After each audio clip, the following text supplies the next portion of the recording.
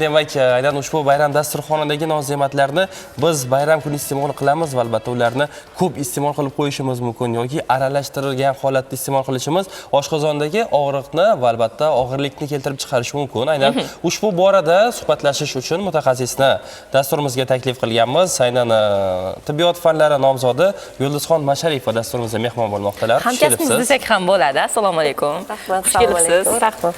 Endi aynan mana shu mavzu borasida biz so'z olib bormasak bo'lmaydi, chunki to'g'ri ovqatlanish borasida gapiradigan bo'lsak, kechga qarab ovqat yemaslik kerak o'zi aslida, to'g'rimi?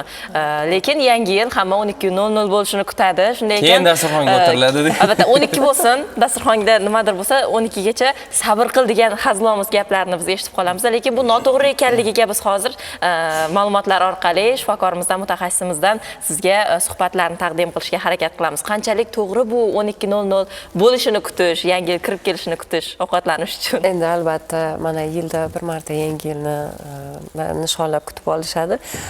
Bu savolingiz o'rinli va noto'g'ri deb hisoblayman, chunki bilasiz, mana 12 soat kechqurun oshqozon ichak traktimizni ishlashda sal qiynalib qoladi. Chunki ular uyquga ketish davrida bo'ladi. O'zida ishlab chiqariladigan fermentlar, vitaminlar buni yo'l qo'ymaydi hazm bo'lishiga. O'shaning uchun iltimos qilardim, mana bayram bo'lsa ham o'sha soat 7-8 gacha iste'mol qilishlarini ovqatlarni. Juda ham yaxshi. Bayram bo'lishiga qaramasdan, agar boshqa odatiy kunlarda ham kechki ovqatni soat nechida iste'mol qilgan ma'qul?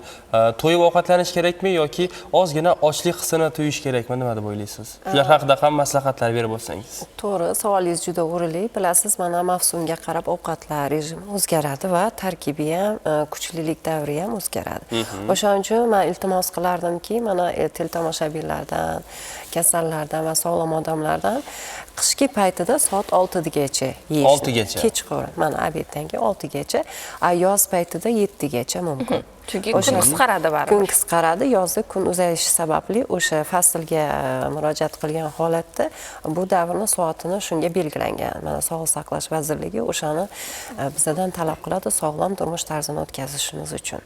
Ajoyib.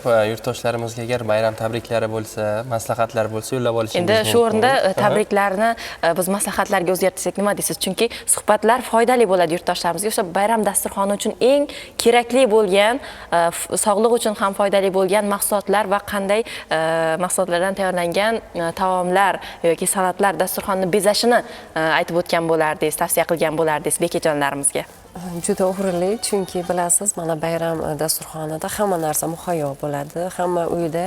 O'shaning uchun birinchi navbatda ovqat rejimini kuchliroq ovqatlarni obedgacha.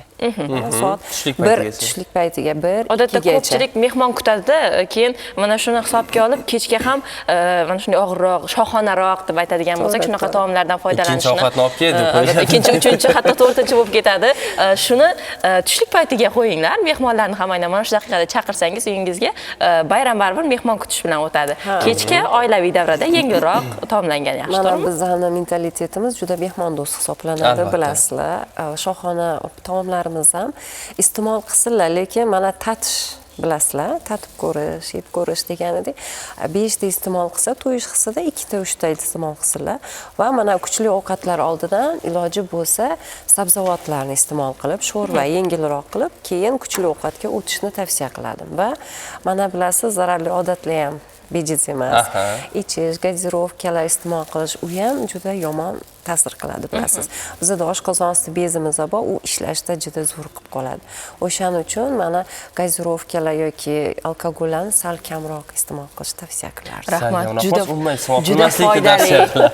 Juda foydali ma'lumotlar bo'ldi va bayram dasturxoni uchun, bekajonlarimiz uchun ham ayni muddo bo'ldi. Eshitdingizmi? O'shanda mutaxassis shunday degandi degan gaplarni aytib eslatib turasiz degan umiddamiz, aziz yurtdoshlar. Albatta, yana bir bora samimiy suhbat uchun sizga minnatdorlik bildiramiz. Bayramni yaxshi va ko'tarinki kayfiyatda o'tkazasiz degan umiddamiz. Rahmat, sog' bo'linglar.